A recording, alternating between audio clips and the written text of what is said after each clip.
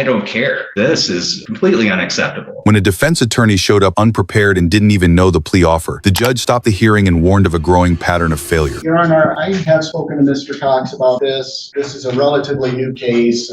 I filed an appearance in October. This is our first appearance in circuit court. I would like a little more time to talk with me about this. I mean, what are we waiting on? This has been sitting here since October. I don't think he's really understanding some of the things that are involved as far as I believe that this was not returning the car to a rental property. They do have the car back. Certain communications that we've had, and I don't think he's quite fully understanding what the issue is. So what's going to happen in the next month that hasn't happened in the last 3? So I'm just hoping that he will have a better understanding of it. Maybe I can try to explain it. Let's see if we can go through this here. Rolla, is there a plea offer? There is, Judge. If he could have paid the restitution still owed to Enterprise in the amount of $2,632.91, reduced to a misdemeanor.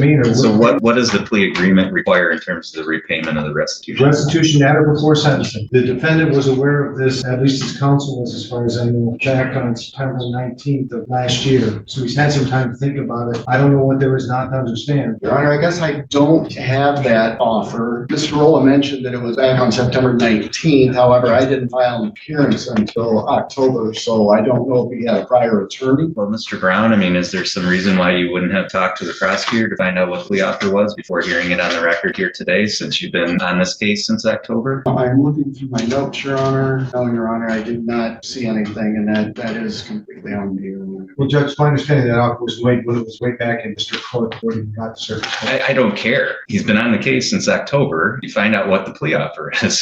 I mean, basic representation to me. So, Mr. Brown, I mean, I'm going to adjourn this for today. Detecting a pattern in your cases here where your clients are unhappy with your representation because they don't feel like you're properly advising them of what's going on with the case. And the more I hear that complaint, the more it starts to have some validity. This is completely unacceptable for an attorney to have been on a case since October 14th, to not have any clue, regardless of whether the plea offer was made before that or not, of what the current plea offer is, and to have been able to advise your client. No wonder he's confused. He doesn't have his lawyer telling him what's going on with his case. It's unacceptable. And I'm not going to keep adjourning cases. This keeps happening. And to the extent it continues, I'm going to take some action, whether that's with the state bar, whether that's with MIDC, but I'm not going to keep wasting my time having clients come in, not knowing what they're doing, having to adjourn hearings. I'm just giving you a warning right now. Mr. Cox, none of this is on you. I'm not, in any way holding this against you. Mr. Brown, you need to talk to Mr. Cox. You need to explain the implications of the plea agreement. And when we're back next, I expect you to have done what you need to do to advise Mr. Cox and represent him appropriately.